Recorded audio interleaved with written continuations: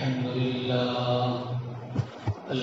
لله نحمده ونستعينه ونستغفره ونؤمن به ونتوكل عليه ونعوذ بالله من شرور أنفسنا ومن سيئات أعمالنا من يهده الله فلا مضل له ومن يضلله فلا هادي له ونشهد أن لا إله إلا الله وحده لا شريك له ونشهد أن سيدنا وسندنا ومولانا محمدا عبده ورسوله صلى الله عليه وعلى آله وأصحابه وبارك وسلم تسليما كثيرا أما بعد فقد قال الله تبارك وتعالى في القرآن المجيد والفرقان الحميد أعوذ بالله من الشيطان الرجيم بسم الله الرحمن الرحيم ألف لام ميم أحسب الناس أن يتركوا أن يقولوا آمنا وهم لا يفتنون ولقد فتنا الذين من قبلهم فليعلمن الله الذين صدقوا وليعلمن الكاذبين آمنت بالله صدق الله العظيم وصدق رسوله النبي الكريم ونحن على ذلك لمن الشاهدين والشاكرين والحمد لله رب العالمين اللهم صل على سيدنا مولانا محمد في أول كلامنا اللهم صل على سيدنا مولانا محمد في أوسط كلامنا اللهم صل على سيدنا مولانا محمد في آخر كلامنا میرے معزز بزرگان دین، عزیز نوجوان بھائیوں، گزشتہ کئی جمعہ سے موجودہ حالات اور اس کے اسباب اور اس کے حالات کے اندر مسلمانوں کو اسلام نے کیا تعلیمات دی ہیں،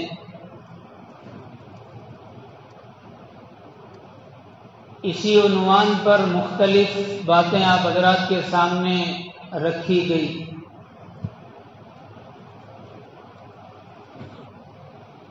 موجودہ حالات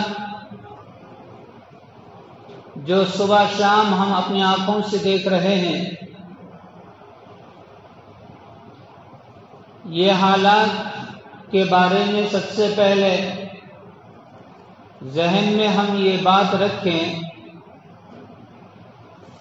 کہ اللہ تبارک و تعالی کسی پر بھی کسی بھی دور میں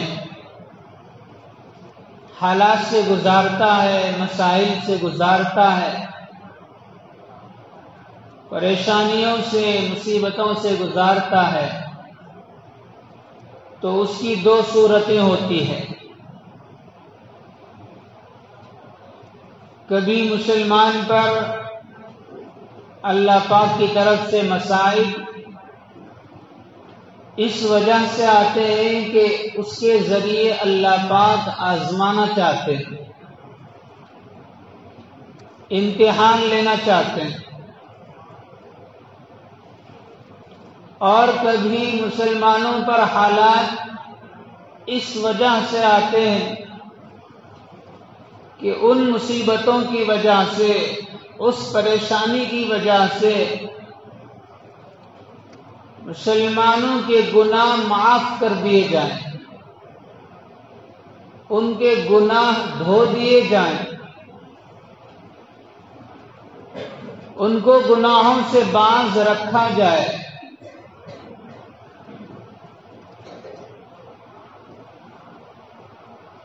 ہر زمانے میں شروع دور سے حضرت انبیاء علیہم الصلاۃ والسلام پر بھی حالات آئے، حضرات انبیاء علیہ السلام پر بھی مصائب اور مشکلات آئے. حضرات انبیاء علیہ السلام کے بعد حضرات صحابہ پر بڑے بڑے مسائل اور بڑے بڑے حالات اللہ پاک کی طرف سے حضرات صحابہ پر آئے. انبیاء علیہ السلام میں بے شمار نبیوں کے حالات ہم جانتے ہیں، سنتے ہیں. مشہور جلیل القدر پیغمبر سیدنا ابراہیم علیہ السلام کی زندگی خاص طور پر ہر مسلمان کو اور مسلمان کے ہر بچے کو یہ معلوم ہے کہ سیدنا ابراہیم علیہ السلام اللہ تبارک و تعالیٰ کے ایک ایسے جلیل القدر پیغمبر ہیں جن کی زندگی شروع دور سے لے کر آخر تک اللہ پاک نے آزمائشوں سے گزارا. بڑے بڑے حالات ان پر آئے، بڑے بڑے مسائل ان پر آئے، بہت ساری مشکلات کا سامنا کرنا پڑا. کس وجہ سے حالات آئے؟ حضرت ابراہیم علیہ السلام کے اوپر حالات کیوں آئے؟ اللہ پاک امتحان لینا چاہتا تھا. تو اللہ کے برگزیدہ بندوں پر، اللہ کے نیک بندوں پر اللہ حالات لاتے ہیں ان کو آزمائش میں ڈالنے کے لیے، ان کا امتحان لینے کے لیے. آزمائش کا مقصد کیا ہوتا ہے؟ آزمائش کا مقصد یہ ہوتا ہے کہ اگر ان آزمائش کے حالات میں وہ بندہ صبر کرے گا اور ان حالات کو برداشت کرے گا، ان مسائل اور پریشانی کو برداشت کرے گا، تو اس کی اڑان اونچی ہوگی، اس کے درجات اونچے ہوں گے.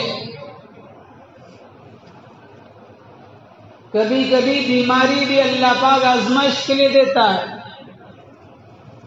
بارہا ہم نے سنا جب کسی مسلمان کو بیماری آتی ہے، کوئی بخار آتا ہے اور وہ اپنی بیماری کی حالت میں، بخار کی حالت میں صبر کرتا ہے، شکوہ شکایت سے اپنے آپ کو بچاتا ہے اور اس حالت پر اللہ کی شکر گزاری کی کیفیت پیدا کرتا ہے، تو اللہ پاک اس بخار کے ذریعے سے اس کے درجات کو بلند کرتا ہے. تو حالات کبھی آزمائش کے لیے، جیسے انبیاء علیہ السلام پر حضرت ابراہیم علیہ السلام کی زندگی، حضرت یوسف علیہ السلام کی زندگی، حضرت نوح علیہ السلام کی زندگی، خود میرے اور آپ کے آقا حضرت رسول اللہ صلی اللہ علیہ وسلم کی زندگی، مکی کی زندگی کس حال میں گزری، شروع سے لے کر مکے کا پورا دور کن حالات سے سامنا کرنا پڑا، کیسے کیسے مشکلات اللہ کے نبی کے سامنے آئے، کیسی کیسی دشمنیاں اللہ کے نبی کے ساتھ برتی گئی، کیا سلوک اہل مکہ نے اور مکہ کے کفار نے، قریش نے اللہ کے نبی کے ساتھ کیا، ان حالات میں اللہ کے نبی نے ان حالات کا کیسے مقابلہ کیا، یہ ساری چیزیں ہمارے سامنے ہیں. اس کے بعد حضرت انبیاء کے بعد حضرات صحابہ رضوان اللہ علیہم اجمعین کی جماعت، یہ بڑی مقدس جماعت، بڑی بابرکت جماعت، ایمان و اعمال کی، یقین کی مضبوط جماعت. اس جماعت پر بھی اللہ کی طرف سے حالات آئے.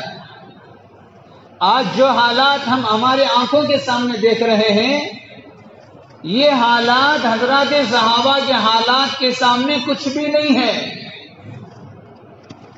یہ جو اس وقت ہمارے سامنے پریشانیاں ہیں، یہ جو اس وقت ہمارے سامنے مصیبتوں کے پہاڑ کھڑے ہیں، یہ جو اس وقت میں مسلمان کا چلنا پھرنا اور اس کی زندگی کا گزارنا، اس کی صبح شام کا وقت، اس کی گھریلو زندگی اور اس کی تجارت کے کام جو اس وقت میں حالات کی وجہ سے مشکلات میں پڑے ہوئے ہیں، اونچ نیچ کا شکار ہو رہے ہیں، اگر حضرات صحابہ کی زندگی اٹھا کر دیکھ لیں، اگر حضرت بلال حبشی رضی اللہ تعالیٰ عنہ کی زندگی اٹھا کر دیکھیں، اگر حضرت خباب کی زندگی اٹھا کر دیکھیں، اگر دوسرے حضرات صحابہ جن پر حالات ایسے آئے کہ ان حالات کے سامنے ہمارے سامنے کے حالات کوئی حیثیت نہیں رکھتے، تو ایسے وقت میں ہمیں غور کرنا چاہیے کہ جب اتنے تھوڑے سے حالات پر میرا اور آپ کا ایمان ڈگمگا رہا ہے، میرے اور آپ کے ایمان میں کمزوری آ رہی ہے، میرے اور آپ کے اللہ پر اور اللہ کے یقین پر اور اللہ کے وعدوں پر جو یقین ہونا تھا وہ یقین ابھی پیدا نہیں ہو رہا، تو حضرات صحابہ پر کیا گزری ہوگی؟ حضرات صحابہ نے کیا حالات سے کیسے مقابلہ کیا؟ حضرات صحابہ کے سامنے جب حالات تھے تو ان کے ایمان کا کیا حال تھا، ان کے اعمال کا کیا حال تھا، ان کی نماز کا کیا حال تھا، ان کے یقین کا کیا حال تھا، ان کے اللہ کے وعدوں پر یقین اور بھروسے کا کیا حال تھا؟ ذرا اندازہ لگائیں تو پھر ہمارے دل کو تسلی ملے گی کہ جن صحابہ کا ہم نام لیتے ہیں ان صحابہ پر بھی یہ حالات آئے اور ان صحابہ کو بھی اللہ پاک نے حالات سے گزارا ہے۔ تو حالات اور مصائب کبھی اللہ آزمائش کے لیے دیتے ہیں، اگر آزمائش کی صورت کی اگر ہمارے اوپر یہ حالت ہے تو سمجھ لیں کہ ہماری اللہ پاک اڑان چلانا چاہتے ہیں، اللہ ہمیں اونچائی لانا چاہتے ہیں، اللہ ہمیں ہمارے دنیا میں آنے کے مقصد کو پورا کرانا چاہتے ہیں۔ اس وقت میں ہمیں تھوڑا صبر سے کام لینا چاہیے اور تسلی کے ساتھ، اطمینان کے ساتھ اپنے ایمان و اعمال کی زندگی پر پوری طرح جمے رہنا چاہیے۔ اگر ذرا سا ان حالات سے خوف کھا کر اپنے ایمان و اعمال سے ہاتھ دھو بیٹھا، اگر ان حالات کو سامنے رکھ کر اپنی زندگی کو ایمان سے خالی کر لیا، اپنی زندگی کو اعمال سے خالی کر لیا، اپنی زندگی کو نیک اعمال سے اگر خالی کر لیا، دور کر لیا، تو بھائیوں پھر ایسے مومن کو دنیا میں بھی خسارہ، آخرت میں بھی خسارہ اٹھانا پڑے گا۔ اور اگر حالات کی صورت آزمائش کی نہیں بلکہ سزا کی ہے، حالات دو صورتوں میں آتے ہیں، یا تو کبھی حالات اللہ پاک آزمائش کے لیے ڈالتا ہے جو میں نے ابھی آپ حضرات کے سامنے بتایا، یا کبھی اللہ حالات اس لیے لاتا ہے تاکہ سزا دی جائے۔ مقصد سے ہٹا ہوا ہے مسلمان، دنیا میں آنے کے مقصد کو بھلا دیا ہے، اب اسے سزا دی جا رہی ہے۔ سزا کے لیے اگر حالات آتے ہیں تو اس وقت میں مسلمان کا کام توبہ و استغفار ہے تاکہ اللہ پاک ہماری سزا کو ٹلا دے۔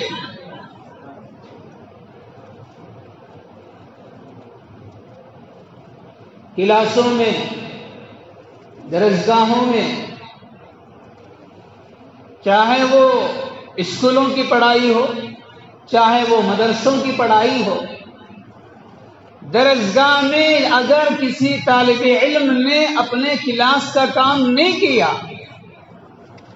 اپنی ذمہ داری جو استاد کی طرف سے ملی تھی اگر وہ پورا کر کے نہ آیا تو پھر استاد کی طرف سے ایسے طالب علم کو سزا ملتی ہے،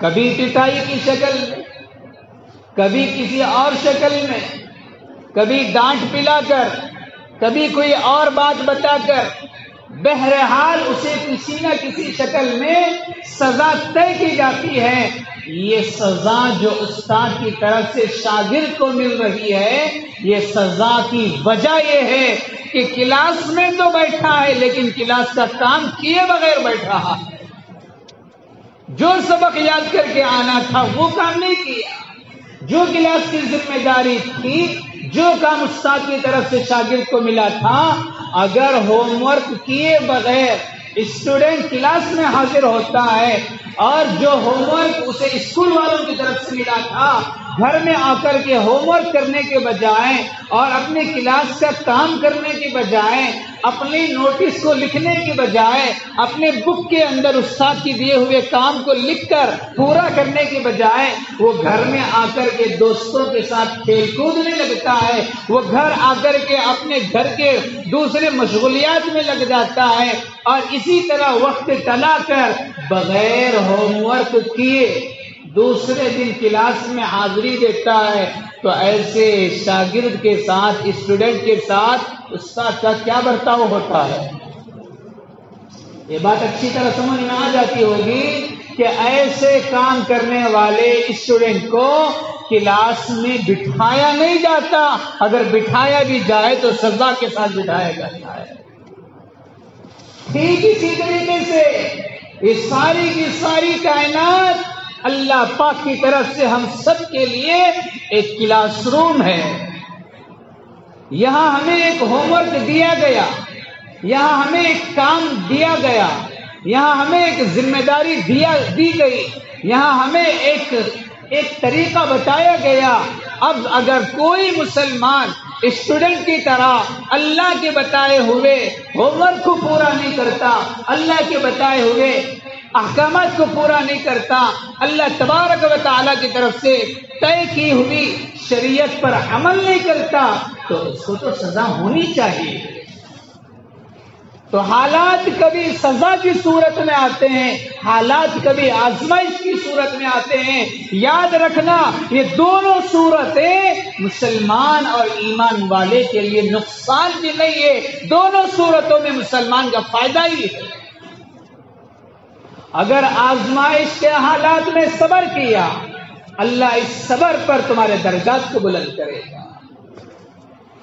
اگر سزا کے حالات میں مسلمان نے توبہ کیا، استغفار کیا، اسٹوڈنٹ توبہ کرتا ہے، شاگرد معافی مانگتا ہے استاد کے سامنے، کہتا ہے حضرت معاف کر دیجئے، آج کچھ غفلت ہو گئی، آج میرا سبق یاد کرنے سے میں دل چرا لیا، میں کامچور بن گیا، میں وقت کو بیکار گزار دیا، معاف کر دیجئے، کل سے سبق یاد کر کے آتا ہوں۔ جب تک شاگرد معاف نہیں کرائے گا، جب تک شاگرد توبہ نہیں کرتا، جب تک شاگرد اپنی غفلت کا احساس لے کر کے استاد کے سامنے ندامت کے آنسو نہیں بہاتا، جب تک اس کی سزا اس سے ٹالائی نہیں جا سکتی۔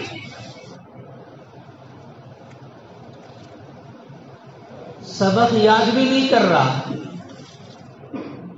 اور سزا پہ سزا لے رہا ہے، لیکن غفلت کو چھوڑ کر دوبارہ معافی مانگ کر کلاس کی ذمہ داریاں پوری نہیں کرتا، تو بتاؤ کیا ایسے شاگرد کو کلاس میں عزت کے ساتھ بٹھایا جائے گا؟ یہی حال آج ہم سب کا ہے۔ اگر یہ صورت سزا کی ہے تو اس وقت ہم سب کو رجوع اللہ کی ضرورت ہے، اپنے گناہوں سے، جن گناہوں کی وجہ سے اللہ پاک ناراض ہو چکا ہے اور جن کرتوتوں کی وجہ سے اللہ ہمیں ناراض ہو کر کے سزا دے رہا ہے، ایسی سزا کو سامنے رکھ کر مسلمان اپنے گناہوں سے توبہ کرے اور استاد کے سامنے جیسے شاگرد ندامت کے آنسو بہاتا ہے، اسی طرح مسلمان اور مومن اپنے رب العالمین کے سامنے اپنے گناہوں سے توبہ و استغفار کرے اور اللہ سے کہے یا اللہ غلطی ہو گئی ہے ضرور، آئندہ کرنے سے پرہیز کرتا ہوں۔ یہ دو صورتوں سے حالات لاتا ہے اللہ۔ تو یہ موجودہ حالات اگر ہمارے سزا کے لیے ہے تو ہم سب کو توبہ کی ضرورت ہے۔ ان حالات میں، ان حالات کے ورود میں، ان حالات کے مخالفت میں دنیا بھر میں ہنگامے ہو رہے ہیں، دنیا بھر میں مسلمان اور غیر مسلم دونوں مل کر کے انتھک کوشش کر رہے ہیں کہ کسی طرح یہ حالات بدل جائے. کوشش ہو رہی ہے، لگاتار کوشش ہو رہی ہے، لگاتار محنت ہو رہی ہے، پوری جد و جہد ہو رہی ہے، پوری توجہ دی جا رہی ہے، پوری طاقت لگائی جا رہی ہے.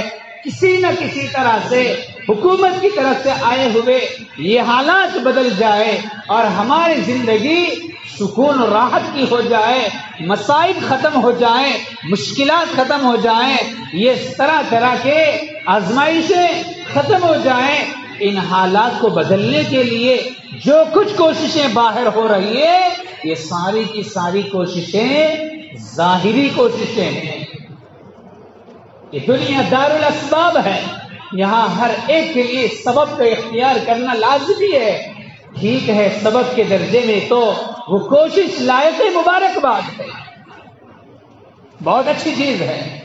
جو بھی ہو رہا ہے الحمدللہ بہت اچھا ہو رہا ہے، لیکن ان ظاہری اسباب کے ساتھ ساتھ ایک اور چیز کی طرف توجہ دینے کی ضرورت ہے، وہ ہے باطنی اسباب جن کی طرف قرآن اشارہ کر رہا ہے، جن کی طرف حدیث اشارہ کر رہی ہے، جن کی طرف اللہ اور اس کے رسول اشارے کر رہے ہیں، اور جن کے حالات کا حل اللہ پاک نے قرآن میں بتایا، اللہ کے نبی نے احادیث میں بتایا. علماء جب سے یہ حالات شروع ہوئے اپنے خطبات میں اسی کو اپنے موضوع بنائے ہوئے ہیں. جہاں جاتے ہیں زبان کھلتی ہے تو قرآن و حدیث کی روشنی میں حالات کا حل بتایا جا رہا ہے. کیا اس حالت میں ہم کو کیا کرنا، یہ حالات پیدا کیوں ہوتے ہیں، وہ بھی وجوہات قرآن نے بتایا. ان حالات میں مسلمان کو کیا کرنا، یہ حالات بدلنا ہے تو ہم کو کیا کرنا، وہ بھی طریقے قرآن میں حدیث میں بتائے ہیں. لیکن افسوس کی بات یہ ہے کہ آج مسلمان غیروں کے شانے بشانے مل کر ان حالات کے ورود میں ظاہری اسباب پر ایڑی چوٹی کا زور لگا رہا ہے. علماء جن باتوں کی طرف اشارے دے رہے ہیں، علماء جن چیزوں کی طرف توجہ دلا رہے ہیں، ان کو کان میں لینا بھی پسند نہیں کر رہا. دل میں تو دور کی بات، سب سن لیا، مولوی صاحب کو کیا بولو، اتس نہ آتا. یا تو اللہ کی بات کرتے ہیں، یا تو رسول کی بات کرتے ہیں، یا تو قرآن کی بات، یا تو حدیث کی بات کرتے ہیں. نہ ان کو ٹیکنالوجی سے واسطہ، نہ ان کو باہر کی سائنس سے واسطہ، نہ ان کو باہر کے پروپیگنڈوں سے واسطہ، نہ ان کو سیاست کی چالاکیوں سے اور سیاسی پالیسیوں سے واسطہ. وہ تو چار دیواری میں رہنے والے کنویں کے مینڈک ہیں، انہیں دنیا سے کیا واسطہ، انہیں جتنا سمجھ میں آتا اتنا بول دیتے ہیں. اس کی طرف اتنا بڑا مجمع جو جمعے میں آ کر کے سنتا ہے، شاید ہی اس میں کوئی 10-15 افراد ہو جو ان باتوں کو توجہ سے سن کر کے اس پر عمل کی نیت لے کر کے یہاں سے اٹھتے ہوں اور ان باتوں کو دوسرے تک شیئر کرتے ہوں. میں صرف اس جگہ کی بات نہیں کر رہا، عام حالات ہر جگہ علماء جس بات پر توجہ دلا رہے ہیں، علماء جو قرآن کی آیتوں کو سامنے رکھ کر، احادیث مبارکہ کو سامنے رکھ کر مسلمانوں کے ایمان کو جھنجھوڑ رہے ہیں، ان کے حالات کا مقابلہ کرنے کی تدابیر بتا رہے ہیں. یہ اپنے گھر کی باتیں نہیں بتاتے، یہ اپنے دادا نانی کی کہانی کی کتابوں سے پڑھ کر نہیں بتاتے، یہ وہی بتاتے ہیں جو خدا قرآن میں بتاتا ہے. یہ وہی بتاتے ہیں جو آج سے 1450 سال پہلے میرے اور آپ کے آقا حضرت رسول اللہ صلی اللہ علیہ وسلم نے ان حالات کو بھی بتایا اور حالات کے تدارک کے اسباب کو بھی بتایا ہے.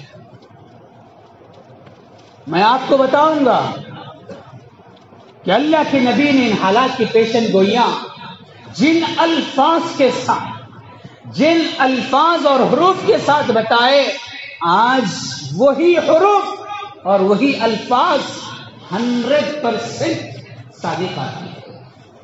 99 نہیں، 100 کو 100.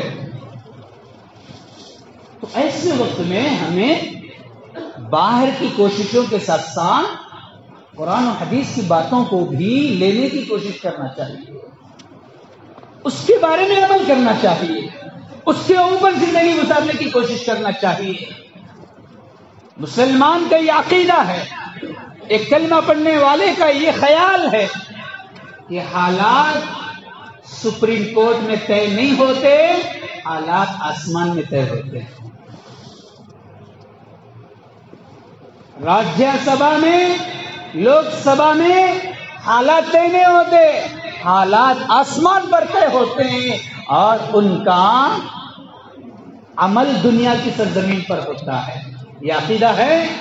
اگر ہے تو پھر قرآن کی باتوں کو توجہ سے سننا پڑے گا، قرآن کی حدیث کی بتائی ہوئی باتوں کو اپنے دماغوں میں رکھنا پڑے گا اور اس کی طرف ذرا غور کرنا پڑے گا۔ ارے قرآن جو بات کر رہا ہے کیا وہ بات صحیح ہے؟ کیا آج کی حالت میں وہ بات سچی ثابت ہو رہی ہے؟ حدیث میں جو اللہ کے نبی نے بتائی کیا وہ اللہ کے نبی کی باتیں آج صحیح ثابت نہیں ہو رہی؟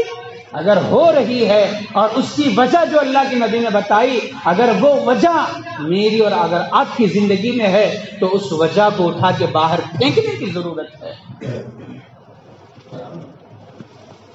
حدیث میں اللہ کے نبی صلی اللہ علیہ وسلم نے ایک بہت ہی پیشن گوئی والی حدیث ارشاد فرمائی، جس حدیث کے راوی حضرت ثوبان ہیں۔ آپ حضرات ذرا اس حدیث کو غور سے سنیں، اس کے ایک ایک حرف کو غور سے سنیں، اور پھر اس حدیث کے الفاظ کو ذرا اپنے دل میں جگہ دیں اور اس کو سوچیں کہ یہ تو حدیث آج ہمارے اوپر 100% فٹ ہو رہی ہے۔ حدیث ہے کب کی؟ 1450 سال پہلے کی، فٹ ہو رہی ہے میری اور آپ کی زندگی پر، آج کے حالات پر، آج کے دور پر۔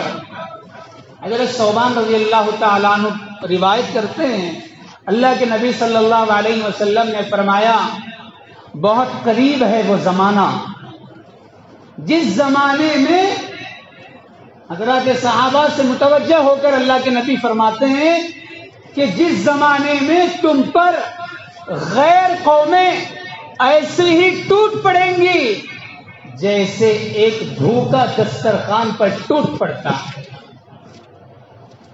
جیسا ایک 2-4 دن کا بھوکا جسے کھانا نہیں ملا، جسے پانی نہیں ملا، جس کا پیٹ بھوک کی وجہ سے پریشان ہے، جس کا گلا پیاس کی وجہ سے سوکھا جا رہا ہے، جیسا روزے دار افطار کے وقت میں دسترخوان پر ٹوٹ پڑتا ہے، جیسا ایک بھوکا دسترخوان کی چیزوں کو دیکھ کر لپکتا ہے، جیسا ایک درندہ جو کئی دنوں سے کوئی شکار نہ ملا، اگر اس درندے کو، اگر اس شیر کے سامنے کوئی دوسرا جانور جنگل میں نظر آ جائے، اگر کوئی دوسرا انسان اس کے سامنے نظر آ جائے، جیسا ایک بھوکا درندہ، جیسا ایک بھوکا انسان اپنے شکار کے لیے، اپنے کھانے کی چیزوں کے لیے دسترخوان پر ٹوٹ پڑتا ہے، اللہ کے نبی نے صحابہ سے فرمایا وہ زمانہ بڑا بہت قریب ہے جس زمانے میں تم لوگوں پر یعنی مسلمانوں پر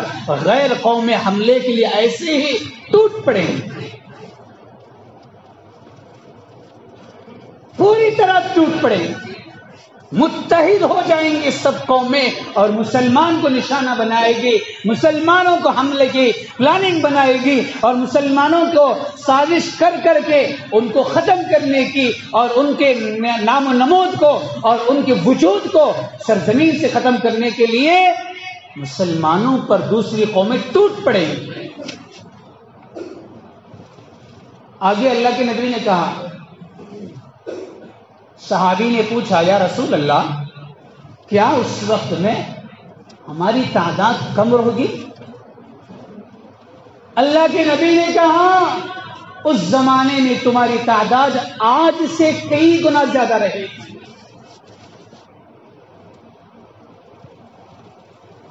پھر اللہ کے نبی نے فرمایا تمہارے دشمنوں کے سینوں پر اور ان کے سینوں میں تمہارے رعب کو ختم کر دیا جائے گا، ان کے دلوں سے مسلمان کا ڈر نکل جائے گا، ان کے دلوں سے اللہ پاک مسلمانوں کا رعب ختم کرا دے گا. ان کے دلوں سے مسلمانوں کا رعب دبدبا جو پہلے زمانے میں تھا, حضرات صحابہ کے زمانے میں تھا. ارے عمر ابھی پہنچا نہیں قیصر و کسریٰ کے بادشاہ کے پسینے چھوٹ جایا کرتے تھے.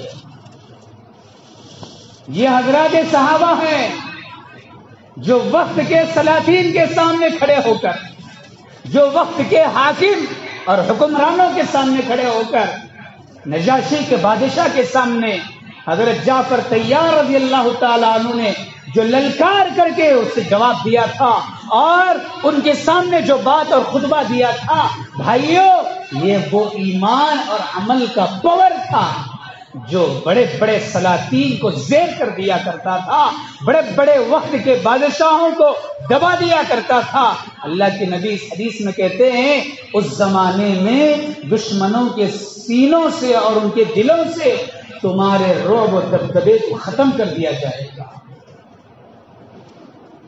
اور تمہارے دلوں کے اندر وہن پیدا کر دیا جائے گا.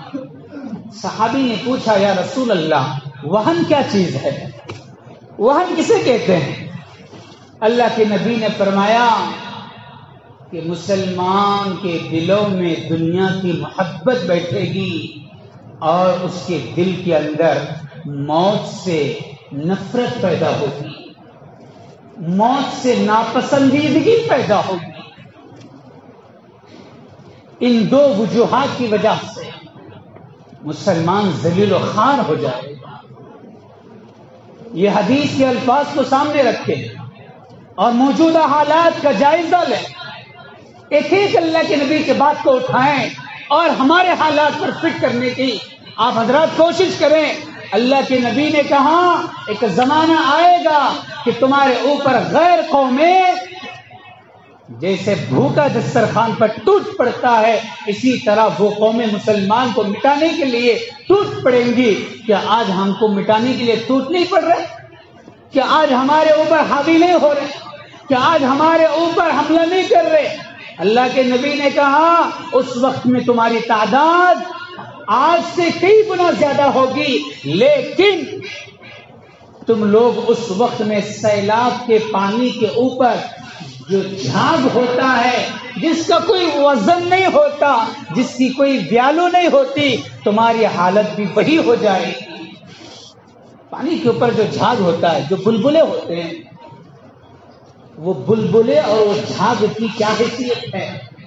دھوپ کے اڑا دو تو اڑ جائے گا, ذرا سا زور لگاؤ تو ختم ہو جائے گا, اس کا وجود مٹ جائے گا, اس کا نام و نشان ختم ہو جائے گا.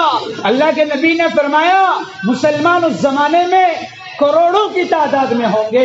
الحمدللہ آج مسلمان کروڑوں کی تعداد میں, صرف ہندوستان کی بات نہیں, پورے عالم کی بات, پورے ہندوستان کے علاوہ پوری دنیا کا جائزہ لے کر دیکھ لے, پوری دنیا کے اندر مسلمان کروڑوں نہیں اربوں کی تعداد میں ہے, لیکن حیثیت اس کی بے وزن ہو چکی ہے.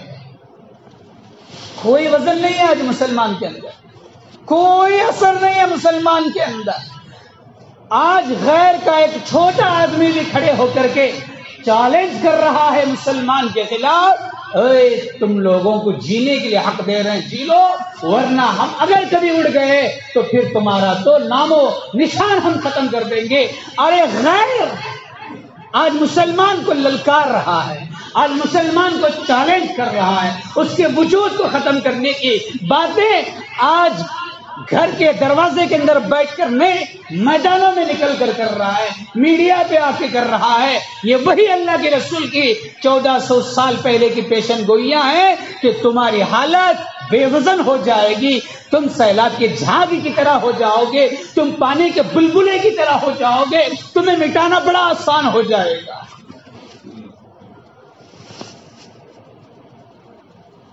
اس کی دو وجہ بتائی.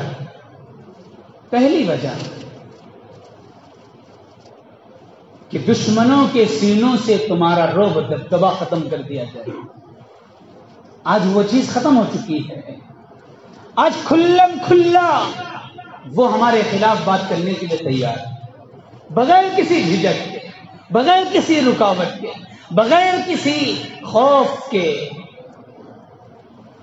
تو بھائیو ہم سب کو ایسے وقت میں غور کرنا چاہیے کہ یہ حالت ہماری کیوں پیدا ہوئی۔ غور کرنا چاہیے نہیں کرنا چاہیے؟ کیوں پیدا ہوئی؟ اس کی وجہ کیا ہے؟ کیوں آج ہمیں ذلیل و خوار کیا جا رہا ہے؟ کیوں آج ہمارے وطن کو ختم کر دیا گیا؟ کیوں ہمارا رعب و دبدبا دشمنوں کے سینوں سے اللہ نے نکال دیا؟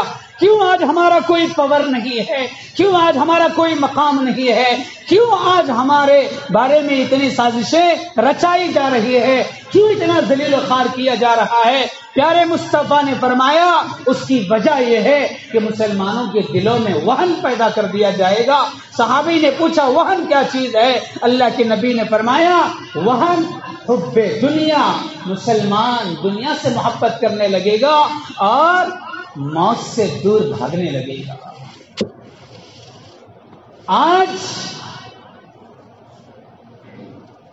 پورے معاشرے کا جائزہ لیجیے تو آپ کو 95% ہمارا مسلمان طبقہ وہ ملے گا جو اپنے دنیا کی محبت میں پڑھ کر دنیا کے ٹھیکریوں کو حاصل کرنے کے لیے، دنیا کی چند کوڑیوں کو حاصل کرنے کے لیے اگر اسے اپنے ایمان کا سودا بھی کرنا پڑے تو ایمان کا سودا آسانی سے آنکھ بند کر کے کرنے کے لیے تیار ہے، اپنے حدیث کو بیچنے تیار ہے، اپنے قرآن کو بیچنے تیار ہے، اپنے ایمان کا سودا کرنے تیار ہے۔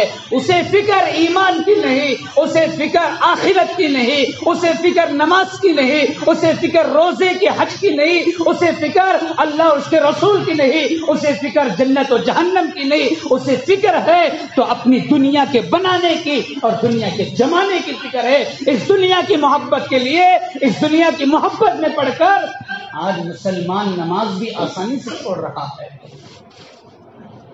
یہ جو نماز ضائع ہو رہی ہے، یہ جو مسجدیں خالی نظر آ رہی ہے، یہ جو آج سجدوں سے خالی ہماری زندگی نظر آ رہی ہے، یہ جو اعمال سے دوری ہماری زندگی نظر آ رہی ہے، یہ جو قرآن و حدیث کی تعلیمات سے آج میری اور آپ کی زندگی نظر آ رہی ہے، اس کی سب سے بنیادی وجہ حب دنیا، دنیا کی محبت بیٹھی ہے۔ صاحب تاجر تجارت چھوڑ کر نماز کو آنے تیار نہیں، دکاندار دکان چھوڑ کر نماز کو آنے تیار نہیں، ملازم اپنی ملازمت چھوڑ کر نماز کو آنے تیار نہیں۔ ڈر اس بات کا ہے دکاندار کو کہ اگر میں نماز کے لیے دکان بند کروں گا تو میری دکان نقصان میں آ جائے گی، میرا کاروبار خسارے میں آ جائے گا، میری کمائی کا گھاٹا ہو جائے گا۔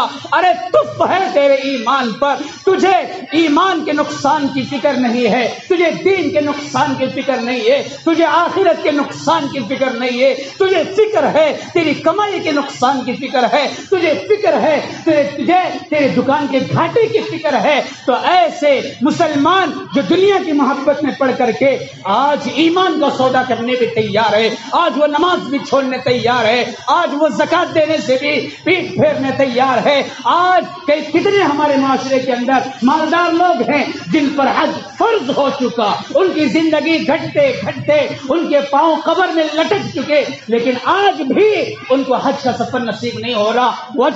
وجہ حب دنیا ہے، مال کی محبت ہے، ہوس ہے مال کی، اپنی پراپرٹی کی ہوس ہے۔ کیوں جاؤں 4 لاکھ روپے خرچ کر کے حج کو؟ میرے 4 لاکھ روپے میں نے صبح شام دکان میں بیٹھ کے کمائے ہیں، ایسے پیسے میں چند دنوں میں اڑا دوں، یہ مجھے گوارا نہیں۔ مال کی محبت ہے جو آج ہم سے حج کا فریضہ ادا نہیں ہو رہا، مال کی محبت ہے جس کی وجہ سے رمضان میں ہماری زکات نہیں نکلتی۔ 100 کا 100% اگر مسلمان طبقہ زکات نکال لے تو پھر دنیا میں کوئی غریب آپ کو نظر نہ آئے، کوئی کنگال آپ کو نظر نہ آئے، کوئی بھوکا آپ کو نظر نہ آئے، کوئی پیاسا آپ کو نظر نہ آئے۔ کتنے فیصد زکات نکالتی ہے ہمارا؟ کتنے فیصد لوگ ہیں ہمارے معاشرے کے جو اللہ سے ڈر کر دنیا کی محبت کو دلوں سے نکال کر زکات کا فریضہ انجام دیتی ہے؟ یہ ساری چیزوں کی بنیاد، یہ ساری خرابیوں کی جڑ حب دنیا ہے. بھائی بھائی کا مال کھا رہا ہے, بہنوں کے حقوق کو دبایا جا رہا ہے. باپ کا انتقال ہوا, جائیداد تقسیم کرنے کی بات آئی, 4 بھائی مل کر کے بیٹھتے ہیں, دوسرے اڑوس پڑوس کے لوگوں کو جماتے ہیں اور پراپرٹی کی تقسیم ہوتی ہے. چاروں کے چاروں بھائی پراپرٹی ایسی تقسیم کر لیتے ہیں کہ بہنوں کو 1 رائی کے دانے کے برابر بھی تنکا ملتا نہیں. پوچھو کیا بھائی؟ نہیں بھائی, بہانہ کو سب کون مل جاتی, بہانہ یہاں کا حصہ نہیں ہے, دبا کے کھا لیا. وجہ مال کی محبت. حقوق مارے جا رہے ہیں, بہنوں کے حقوق مارے جا رہے ہیں, پڑوسیوں کے حقوق مارے جا رہے ہیں. بھائی بھائی کے خون کا پیاسا ہے, جائیداد کے لیے لڑ رہا ہے. ایک بالی زمین کا حساب کر کے لوں گا, میرا حصہ جو بنے گا میرا تو میرا, تیرا بھی میرا کر لوں گا. زیادہ آواز نہیں کرنا. ہاں, اپنا تو اپنا, دوسروں کو بھی اپنا. بڑا بھائی میں کیا بولتا ہوں, وہ چلنا سو میں. اس طرح روک دادی کے ساتھ, اس طرح غیر اخلاقی کاموں کے ساتھ یہ جو کچھ حالات ہمارے معاشرے میں ہیں, اس کی وجہ حب دنیا ہے. دنیا کی محبتیں ایسی بیٹھی کہ دین کے لیے وقت نکالنا مشکل ہو گیا, نماز کے لیے وقت نکالنا مشکل ہو گیا, شریعت پر عمل کرنا مشکل ہو گیا. تو بھائیو, حالات بدلے تو کیسے بدلیں گے؟ موت سے نفرت, موت سے ناپسندیدگی, دین سے بیزاری. 70 سال کی عمر ہو جائے, 60 سال کی عمر ہو جائے, مرنے کے لیے تیار نہیں. امیدیں ابھی بھی ایسی ہے کہ فلاں ابھی کہاں کی میرے کاماں باقی ہیں, ابھی کیا کی شادیاں باقی ہیں. پڑ پوتری کی شادی دیکھنا, میں اس کا ولیمے کا کھانا کھانا, میں بہو کو دیکھنا. پڑ پوتری لمبی لمبی امیدیں, جینے کے لیے جینا چاہتا ہے, مرنے کے لیے جینا پسند نہیں ہے. مرنے سے بیزار ہے, موت سے ڈرتا ہے. کوئی کہے کیا بھی تمہیں کیا چاہیے آج کل جانے والے, تیرے منہ میں مٹی پڑو, کیا بات ایسے کرنے کے لیے آیا, اٹھ کو جاؤ گے یہاں سے.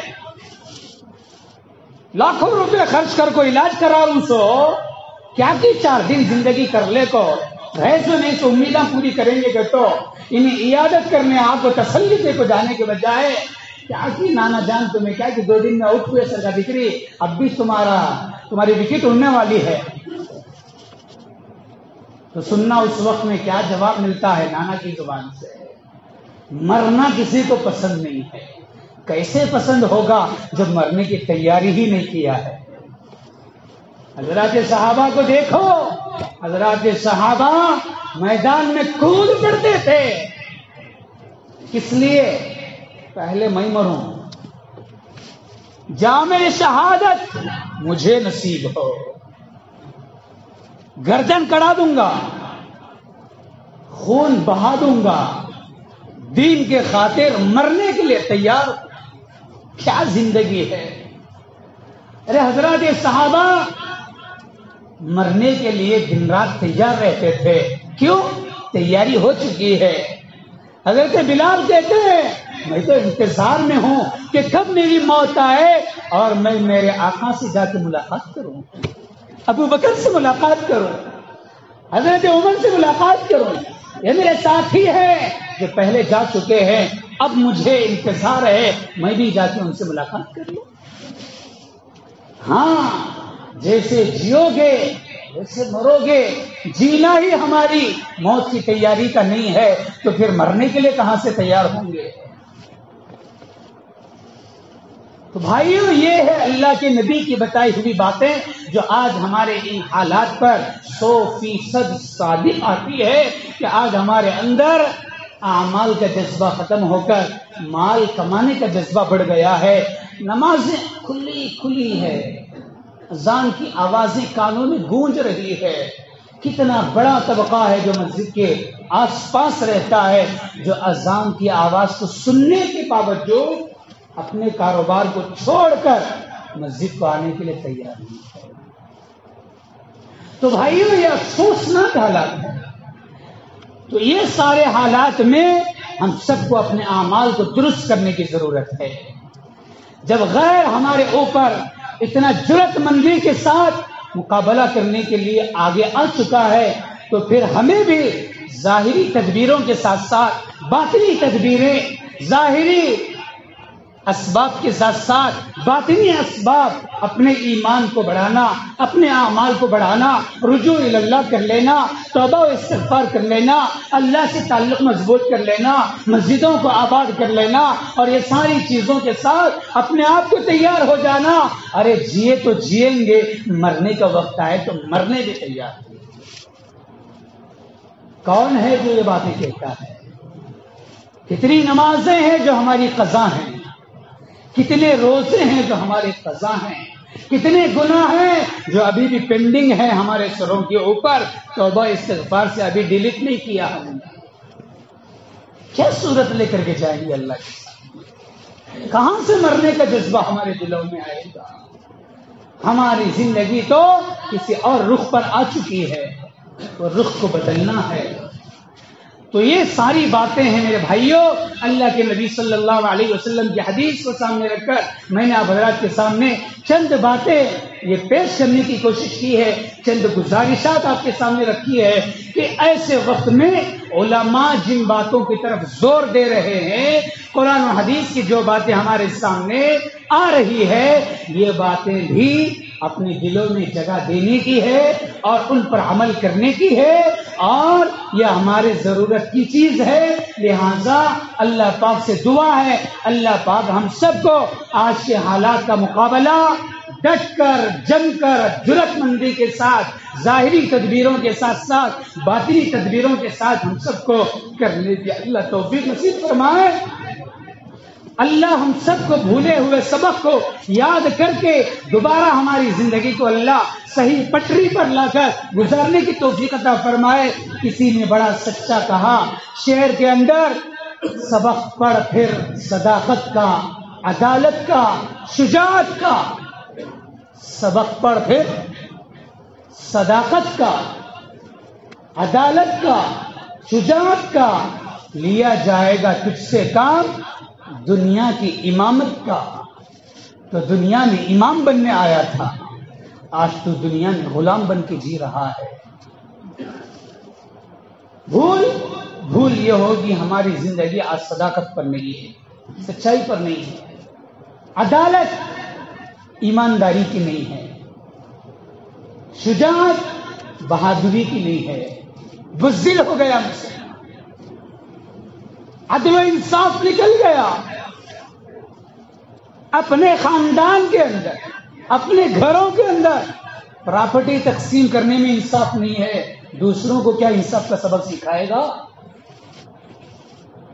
زبان میں صداقت نہیں ہے، تو کسی نے یہی جملے شعر کے اندر کہے، سبق پڑھ پھر صداقت کا، سچائی کا، عدالت کا، عدل و انصاف کی زندگی کا، شجاعت کا، بہادری اور جرأت مندی کی زندگی گزارنے کا دوبارہ سبق پڑھ لے، لیا جائے گا تجھ سے کام دنیا کی امامت کا۔ اللہ پاک سے دعا، اللہ ہم سب کو صداقت والی، شجاعت والی، عدالت والی زندگی نصیب فرمائے، ایمان و اعمال والی، تقوی و طہارت والی